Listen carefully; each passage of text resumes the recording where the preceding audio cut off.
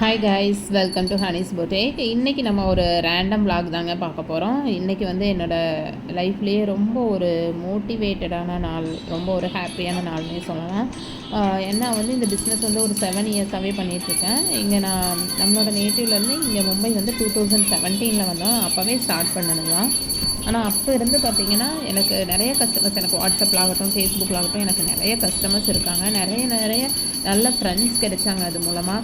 நான் சும்மா ஜஸ்ட்டு வந்து ஒரு டைம் பாஸ்க்காக தான், ஏன்னா இங்கே வந்து ஸ்கூல் டைம்லாம் பார்த்திங்கன்னா ஒரு 2 ஹவர்ஸ் அந்த மாதிரி தான் இருக்கும். சரி, நம்ம என்னடா வீட்டில் இப்படியே இருந்துட்டு போர் அடிக்குது, ஏதாவது பண்ணணும் அப்படிங்கிறக்காக திங்க் பண்ணி ஸ்டார்ட் பண்ணது தான். அப்போ பார்த்தீங்க அப்படின்னா எனக்கு நல்ல ஒரு ரெஸ்பான்ஸ் இருந்தது. ஃப்ரெண்ட் சைட் ஆகட்டும், இல்லை யாருனே முகம் தெரியாதவங்க எல்லாருமே எனக்கு நிறைய கஸ்டமராக ஒரு ஃபேமிலி மெம்பர் மாதிரி ஆனாங்க. அப்போ இருந்தே நான் நினச்சிட்டே இருந்தேன், சரி நம்ம வந்து இந்த பிஸ்னஸை வந்து அடுத்த லெவலுக்கு கொண்டு போகணும், நம்ம ஹேண்ட் ஸ்டாக் எடுத்து வச்சு நம்ம பண்ணணும். இன்னும் நம்ம வந்து நிறையா ரீசனபிள் ப்ரைஸில் வந்து நம்ம வந்து இப்போ மேனுஃபேக்சர் வந்து டேரெக்டாக நம்ம எடுத்து கொடுக்கும்போது நம்ம பல்காக எடுத்தோம் அப்படின்னா இன்னமே ரேட் வந்து ரீசனபிளாக இருக்கும் அப்படின்ட்டு அதுக்காக தான் நான் வந்து ரொம்ப நான் ட்ரை பண்ணிகிட்டே இருந்தேன். ஆனால் எனக்கு என்னென்னு பார்த்தீங்கன்னா, எனக்கு இங்கே வந்து லாங்குவேஜ் ப்ராப்ளமும் இருக்குது. லாங்குவேஜ் ப்ராப்ளம் இருக்கனால எனக்கு ஸ்டார்டிங்கில் வந்து, ஆனால் எனக்கு நிறைய ஃப்ரெண்ட்ஸ், நான் இங்கிலீஷில் பேசி எல்லாமே மேனேஜ் பண்ணிப்பேன். ஆனால் இங்கே கொரியர் பர்சன்ட்ட பேசுகிறது, மற்றபடி அவங்ககிட்ட பேசுகிறதுனா என்னோடய ஹஸ்பண்டோட ஹெல்ப் தான் எனக்கு எப்போவுமே தேவைப்படும்.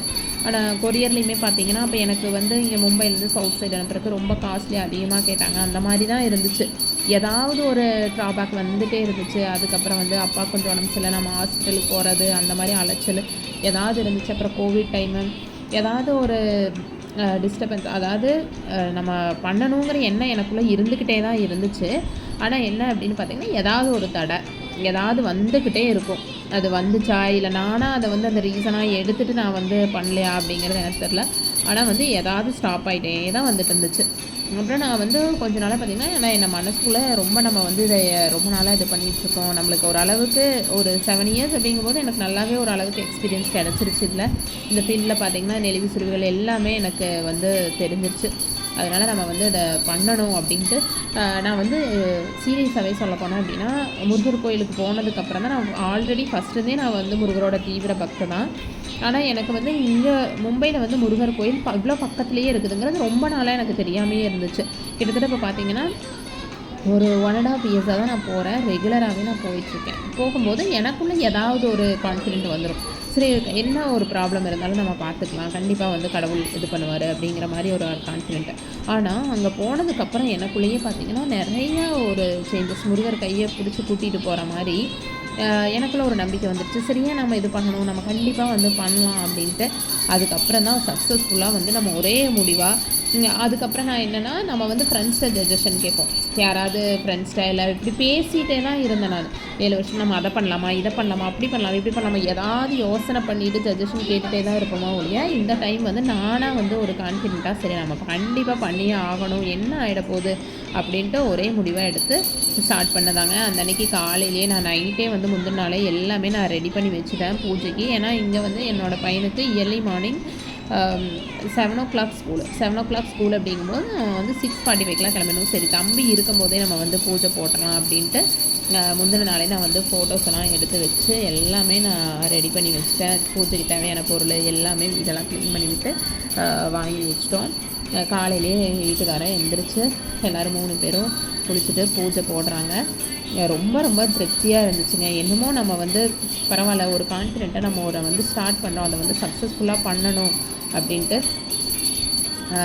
அதுக்கப்புறம் முந்தின நாளே நாங்கள் வந்து ஸ்டாக் எல்லாமே எடுத்து அடுக்கி வச்சிட்டோம். நாங்கள் ரேக் வாங்கி எல்லாமே செட் பண்ணி எல்லாம் அடுக்கி வச்சிட்டோம். அதுக்கு ஃபுல் அண்ட் ஃபுல் வந்து என் ஹஸ்பண்டும் என் பையனும் தான் ரொம்ப சப்போர்ட் பண்ணாங்க. எனக்கு ரொம்ப ஹாப்பியாக இருந்துச்சு. ஏன்னா என் ஹஸ்பண்ட் வந்து எதுவுமே நான் பண்ணுறதுக்கு வந்து வேண்டாம் அப்படின்னு சொல்ல மாட்டாங்க. அதில் வந்து ஏதாவது பாசிட்டிவ் நெகட்டிவ் இருந்துச்சுன்னா அதான் சொல்லுவாங்களே ஒழிய, ஆனால் வந்து உன்னால் முடியாது, பண்ண வேண்டாம் அப்படிங்கிறதெல்லாம் எதுவும் சொல்ல மாட்டாங்க. வேண்டாம், நீ ரிஸ்க் எடுத்துக்க வேண்டாம், எது சொன்னாலும் நீ ரிஸ்க் எடுக்க வேண்டாம் அப்படிங்கிற மாதிரி தான் சொல்லுவாங்க. ஆனால் இந்த டைம் பார்த்திங்கன்னா அவங்க நல்லா ஒரு சப்போர்ட், வேண்டான்னு சொல்லாமல், அதாவது ரிஸ்க் எடுத்துக்காத, நீ இந்த லெவல்லையே நீ பண்ணு, இதுலேயே உனக்கு ஓகே, உனக்கு இன்கம் வருது, நீ அதவே வச்சு பண்ணு, நீ ஏன் ரொம்ப ரிஸ்க் எடுத்து டென்ஷன் ஆகிட்டு இருக்க, நீ பையனையும் பார்த்துக்க முடியாது அப்படிங்கிற மாதிரி தான் சொல்லுவாங்க. ஆனால் நான் தான் என்னால் முடியும், கண்டிப்பாக நான் பண்ணுவேன், நீங்கள் கொஞ்சம் சப்போர்ட் மட்டும் பண்ணால் போதுன்ட்டு அப்புறம் நாங்கள் எல்லாமே டைரெக்டாக போய் எல்லாமே மேனுஃபேக்சர் ஒவ்வொரு கிளாத்துமே நான் வந்து கையில் வாங்கி பார்த்து குவாலிட்டி எப்படின்னு செக் பண்ணி எல்லாமே வாங்கினதுங்க. அதனால் குவாலிட்டி வைஸ் வந்து ரொம்ப ரொம்ப சூப்பராக இருக்கும். கொஞ்சம் எங்கூடைய அவங்களும் அலைஞ்சாங்க, நல்லாவே அலைஞ்சாங்க. சரி நம்ம இந்த சம்மர் லீவில் நம்ம போய் இந்த டைம் நம்ம பரவாயில்ல, அலைஞ்சாலும் பரவாயில்ல, ஆனால் நான் வந்து எனக்கு ஃபோன் பண்ணி நான் ஆன்லைனில் சொன்னாவே எனக்கு போட்டு விட்டுருவாங்க பார்சல். ஆனால் எனக்கு வந்து நம்ம கையிலேருந்து போகும்போது நம்ம ஒவ்வொரு பொருளையும் நம்ம போய் ஃபஸ்ட் டைம் வாங்கி பார்க்கணும், குவாலிட்டி எப்படி இருக்குன்னு நம்ம கையில் செக் பண்ணி பார்த்துட்டு டிசைன் எல்லாமே டிஃபெக்ட் எதுவும் இல்லாமல் எல்லாமே பிடிச்ச மாதிரி பார்க்கணும் அப்படின்ட்டு நானாக டைரெக்டாக போய் ஒவ்வொன்றுமே எடுத்தேங்க. அதனால் ரொம்ப ரொம்ப ஹாப்பியாக இருந்துச்சு. இதே மாதிரி நீங்களும் வந்து ரொம்ப நாளாக எதுவுமே நம்ம பண்ணுவோமா பண்ண மாட்டோமா, அது பண்ணுமா இது பண்ணுமா இப்படிங்கிற மாதிரி ஏதாவது நீங்கள் திங்க் பண்ணிவிட்டு உங்களோட மனசுக்குள்ளேயும் ஏதாவது இருக்கலாம். அந்த மாதிரி எதுவுமே நினைக்காதீங்க. கடவுள் மேலே பாரத்தை போட்டு கண்டிப்பாக வந்து ஸ்டார்ட் பண்ணுங்கள். எல்லாமே நல்லபடியாக தான் நடக்கும். எனக்கு வந்து என்னோடய ரெகுலர் வாட்ஸ்அப் குரூப்பும் இருக்குது. என்னோடய ரீசெலர் கஸ்டமர் எல்லாருமே பார்த்திங்கன்னா ரெகுலராக ஆர்டர்ஸ் கொடுத்துட்டு இருக்காங்க, இன்னுமே கொடுப்பாங்க. அவங்களுக்கு நான் இன்னுமே பெஸ்ட் ப்ரைஸில் கொடுப்பேன். இன்னுமே நிறையா கஸ்டமர்ஸ் இதை போய் ரீச் ஆகணும், என்னால் பண்ண முடியும் அப்படிங்கிற ஒரு கான்ஃபிடென்ட் வந்ததுக்கு கண்டிப்பாக நான் சொல்கிறேன் அந்த முருகர் தான் காரணம்னு நான் சொல்லுவேன்.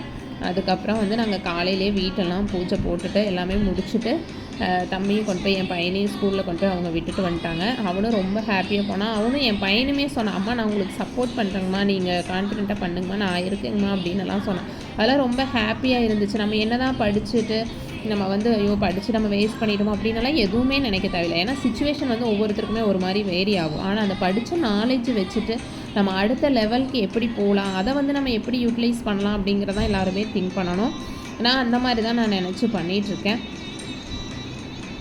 அதனால் என்னால் கண்டிப்பாக முடியும் அப்படிங்கிற கான்ஃபிடென்ட் வந்து எனக்கு 100% இருக்குதுங்க. அதுக்கப்புறம் நான் சாயங்காலம் கண்டிப்பாக அந்த அன்றைக்கி வளர்பிற சஷ்டி வேறு. சஷ்டிக்கு எப்போவுமே நாங்கள் வந்து முருகரை போய் தரிசிக்காமல் இருக்கவே மாட்டோம். நான் அந்த அன்றைக்கி அவங்களால வர முடியாதுன்னு சொல்லிட்டாங்க ஆஃபீஸில். ஏன்னா காலையிலே லேட்டாக தான் போனாங்க. அதனால் நானும் என் பையனும் வந்து ஈவினிங் அப்படியே சாயங்காலம் ஒரு 6:30 அந்த மாதிரி கிளம்பி முருகர் கோயிலுக்கு போனோம். முருகர் கோயிலுக்கு போயிட்டுங்க. அந்த அன்றைக்கி வந்து சஷ்டி பூஜை சூப்பராக இருந்துச்சு. சஷ்டிக்கு எப்போவுமே பார்த்திங்கன்னா அந்த தேர் வந்து சின்ன தேர் மாதிரி இருக்கும், அதை வந்து கோயில் சுற்றி இழுத்துட்டு வருவாங்க. ஒரு 7 மணிக்கு மேலே போனோன்னா 8 மணி மாதிரி அந்த மாதிரி சஷ்டி பூஜை பண்ணுவாங்க. அதுக்கும் நாங்கள் போயிட்டு நானும் என் பையனும் திருப்தியாக சாமி கும்பிட்டு ஹாப்பியாக வந்தோம்.